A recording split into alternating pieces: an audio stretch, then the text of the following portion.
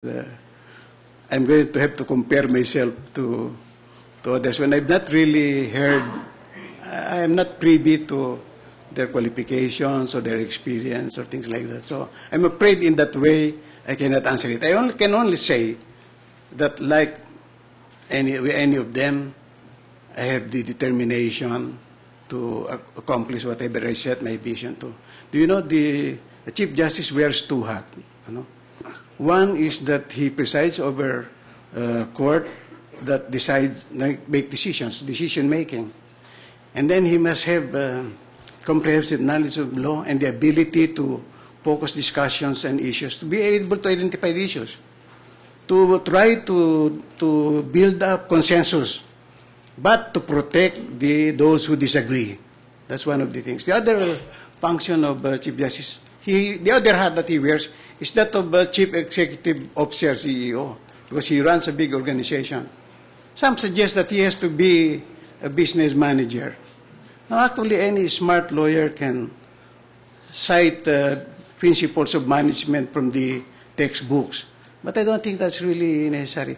We can hire, as a matter of fact, we have consultants and we have experts on running things. But what we need really is a Chief Justice with a vision and a determined to reach that vision. I hope you will look for a justice like that, not necessarily myself, but somebody that you feel has a vision and will reach for it. Thank you, Your Honor. Sa palagay niyo po, meron ho bang nakakaligtaan ang public, ang masang Pilipino sa kanilang palagay tungkol sa Korte Suprema? What do you think are the root causes of the perceived lack of trust in the judicial system in general, in the Supreme Court in particular? And siguro tuloy-tuloy niyo na po yung sagot. Ano hong tingin ninyo ang magandang solusyon para dito? Well, I think we get plenty of bad publicity from some of our cases. But in the future, I think the court has to sit down and, the Chief Justice should be able to bring them together to come to certain agreement. One of the proposals that I make is that we have so many cases. Huh? One of the proposals I make is that we be careful in making our decisions. And we can do that because we cannot guard everybody. We have 3 divisions and sometimes we come up with conflicting decisions. So I go for really important decisions, really doctrinal setting decisions. But what do we have?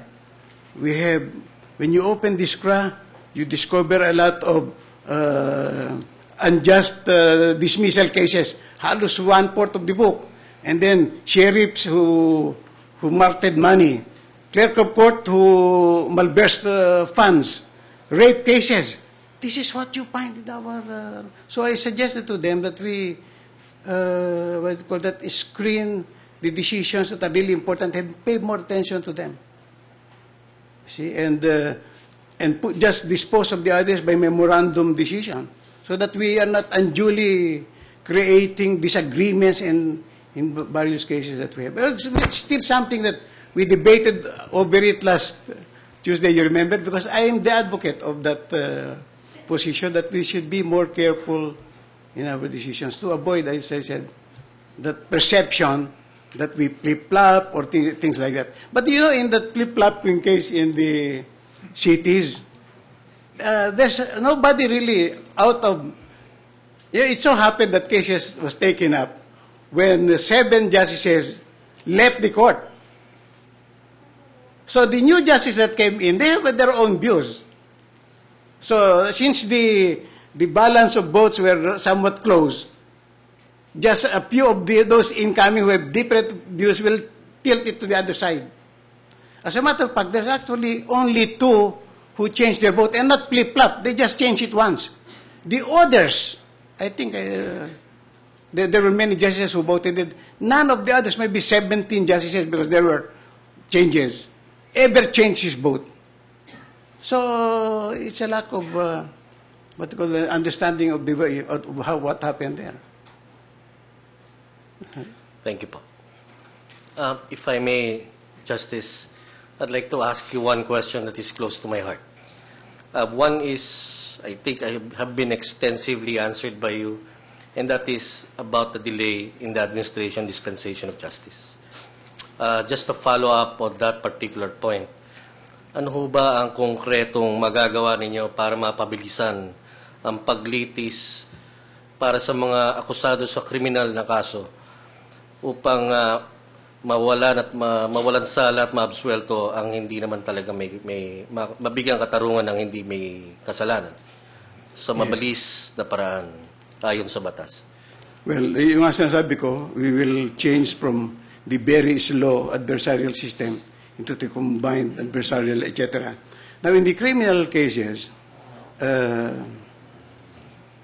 actually, I have the problem there is that our jail are congested, no? And the case is not being tried fast enough.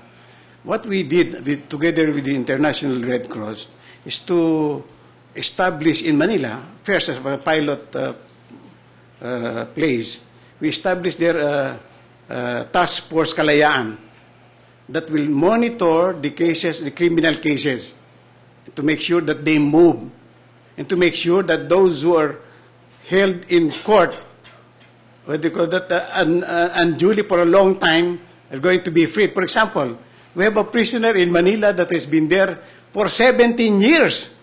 Imagine, 17 years. His case has not been finished. I was going to call the judge and tell him to dismiss that case if it's not been, that's already patent denial of right to speedy trial. Dispose of it or I'm going to file an administrative case against him for that kind, and the problem in our country is that our bail system is anti-poor. I don't know if you realize that. It is anti-poor. Why? It is the Department of Justice that sets the bail band guide. And I don't know why the judges follow it as a rule. The judges will reduce the bail only if you pay cash and then one half cash, then you will be allowed to go. But who can pay cash? Only yung mayaman. Based on the bail band guide, if the owner of the mall and the tricycle driver commits the same crime, who do you think will stay in jail while the case is being tried? The tricycle driver. You see? And we have no right to treat the poor like that. We are working on it. I agree with you completely, Justice. Another very important topic for me, Justice, Your Honor, please, is trial by publicity. Can you please explain very briefly your views, if there are any, if you agree that it has pernicious effects in the administration and dispensation of justice? And what mechanisms, if any, do you think are very important to shield the judicial system from... well, I don't know. No, you have to... That may come to us later on. No? So it's difficult to say, to take a position, but I'm somewhat a liberalist in a sense. No? Well, not too extreme. So there's the freedom of the person on the one hand, and the other hand, there's you have to protect the accused, because the judges will yield probably to the public opinion. Although I doubt that, because maybe a jury, because the newspaper, he will be influenced. But our judges somewhat are professional judges, by the way. And it's good you remember me that we don't have a very bad court, really. I think 80% of our judges are doing very well. Some of them die on their work, you see. Chairman, if I may, just one last question. As a final question, Justice Abad, what is your concept of the rule of law? How do you envision it in the sphere of having a judicial philosophy, if I may ask? Well, I'm really for the rule of law, as you all are. We are all for the rule of law because we have rule of men, magulo tayo. You see, so we really have to have everybody should obey the law, no? Sabi ni Mayor Lim. Otherwise, it's useless to have law. Congress should have no more job, and everybody will decide cases from disputes from case to case. So we have to have rule of law. But we should interpret the law to serve justice. That's what I mean. No? That in that sense, I will go for putting the human considerations in the interpretation of the law. Just one last follow-up. Rule of law and the sovereign Filipino people, who do you think is supreme?